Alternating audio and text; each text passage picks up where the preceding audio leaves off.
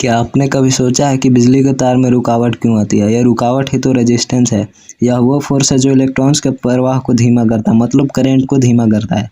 आज हम जानेंगे कि यह कैसे काम करता है। तो देखिए, स्क्रीन पे आपको दिख रहा होगा R=ρ×L/A, और उसके नीचे एक मेटल का टुकड़ा वायर समझ लीजिए, और उसके अंदर जो ब्लैक स्पॉटेड है पॉइंट्स है वो एटम्स हैं, और उसके नीचे जो राइट एरो यह इंडिकेट करता है कि इसी डायरेक्शन में करंट फ्लो करेगा।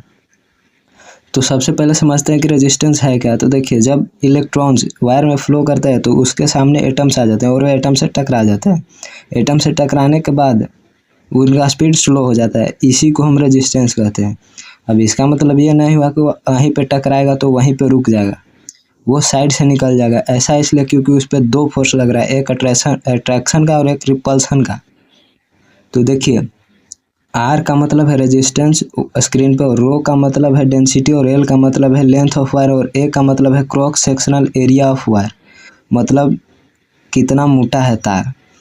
तो देखिए, अगर हम बात करते हैं कि किन किन बातों पर डिपेंड करेगा रेजिस्टेंस, तो अगर हम रेजिस्टिविटी को अगर देखें कि रो को बढ़ाते हैं तो रेजिस्टिविटी भी बढ़ जाता है। आप स्क्रीन पर देख सकते हैं, मैंने रो को बढ़ाया तो रेजिस्टिविटी भी बढ़ गई।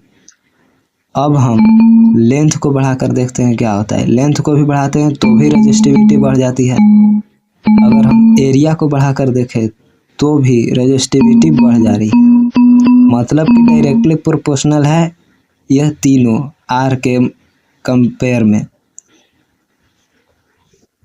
तो अगला बात हम करते हैं कि आखिर इलेक्ट्रॉन को ये जब स्लो करता है तो ये तो रेजिस्टेंस।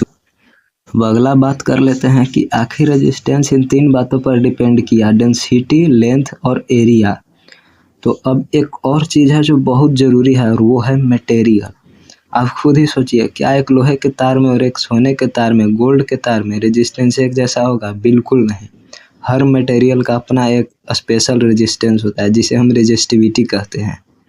तो रेजिस्टिविटी क्या है ये तो समझ में नहीं आया। देखो, रेजिस्टिविटी यह है कि उसमें अगर ज़्यादा एटम्स की संख्या होंगे तो ज़्यादा रेजिस्टिविटी होगी, यही है रेजिस्टिविटी। तो याद रखें, रेजिस्टेंस तीन चीज़ों पर निर्भर करता है। फर्स्ट, तार की लंबाई, लेंथ ऑफ वायर। सेकंड, तार की मोटाई, cross sectional area of wire. Third, material की रेजिस्टिविटी। तो आपने क्या क्या देखा कि क्या रेजिस्टेंस है, यह इलेक्ट्रॉन के प्रवाह में कैसे रुकावट आती है। अब बात कर लेते हैं main differences between resistance and resistivity. तो देखिए, करेंट के फ्लो में रुकावट मतलब रेजिस्टेंस, और अगर किसी स्पेशल मटेरियल का अगर रेजिस्टेंस देखें तो वही उसका रेजिस्टिविटी है। रेजिस्टेंस का यूनिट ओहम और रेजिस्टिविटी का यूनिट ओहम मीटर। तो अभी आपने रेजिस्टेंस और रेजिस्टिविटी पूरा देख लिया। अब हम अगले वीडियो में मिलते हैं, तब तक के लिए धन्यवाद।